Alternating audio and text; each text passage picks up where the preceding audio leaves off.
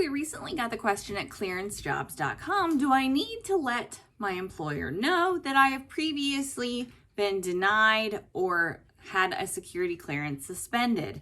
So there's a lot of nuance within that question, like most questions related to the security clearance process. Point A, who exactly is your employer? So I'm assuming here that they're applying for a position. They're wondering if they should let their hiring manager, maybe they've already been employed and they're getting put in for a security clearance. They're wondering if they should let that person know that they've previously been denied a security clearance. So in this case, we're talking recruiter, hiring manager, supervisor. Not aware of a direct requirement saying you would have to let that person know. It will come up when you're actually submitted for the SF-86.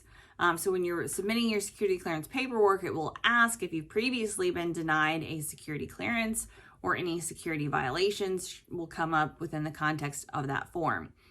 So you certainly can't keep it a secret. Whether you should let your employer or hiring manager know is kind of a nuanced question. In general, I always say honesty is the best policy. Trying to hide that information from your employer certainly is not a great look.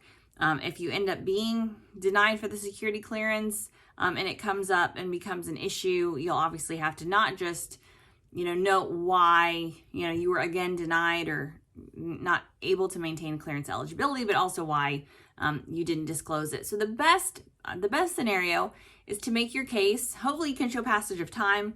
If it's been more than a year, if your circumstances have changed, maybe you were denied a security clearance or if it was revoked due to financial issues, you've resolved those.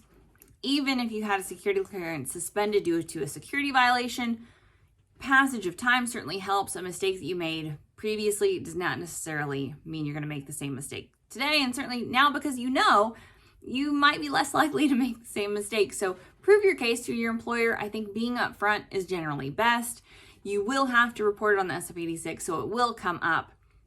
So when it comes to whether or not you should tell your employer before they put you in for the security clearance, I would say yes, but also present your case. So do your organization, do your home organization, do your paperwork. Make sure you know when your clearance was denied or revoked previously. Request through the Privacy Act a copy of your investigation so you can outline that, and maybe if possible even show some of the documentation. Say, hey, yes, I was previously denied or had a clearance revoked for XYZ reasons. My circumstances have changed in these reasons. I feel fairly confident given the whole person concept. Cite some clearancejobs.com articles for them. Show them why you think you can maintain eligibility today, and then submit it because your chances are good. The security clearance process is not a catchy process. They really want to go after folks who are untrustworthy, who are, at risk for blackmail, espionage, those types of things. If you are the standard person who needs a security clearance for your job, and for some factors you weren't able to maintain eligibility at some point, if those factors have changed, your chances are good for being able to obtain a clearance. So again, do your paperwork, get a copy of your investigation, make sure you know why your clearance was denied or revoked before. Do you have to?